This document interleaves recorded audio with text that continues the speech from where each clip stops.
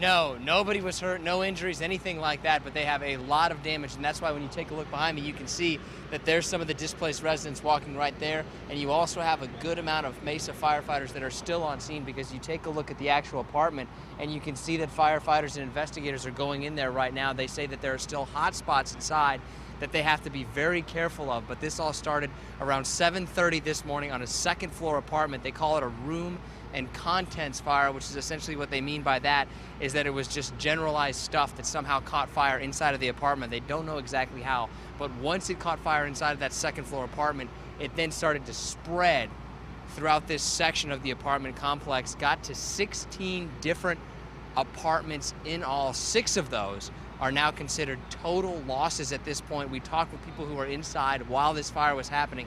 Just listen to how they describe it as everybody tried to get out. I thought it was a fire drill. I came out, the whole floor was pouring flames, so I immediately got my family out, started hitting on the neighbors, let everybody know that there was a fire. I got my fire extinguisher out, so it was just, everybody was in survival mode. Everyone was able to get out, and firefighters are getting a lot of credit because there was a smoke detector inside, and also neighbors who were here pulled a fire alarm. That really triggered everybody to get out. It happened around 7 o'clock in the morning. You can see they still have a big investigation that's going on about how exactly it started.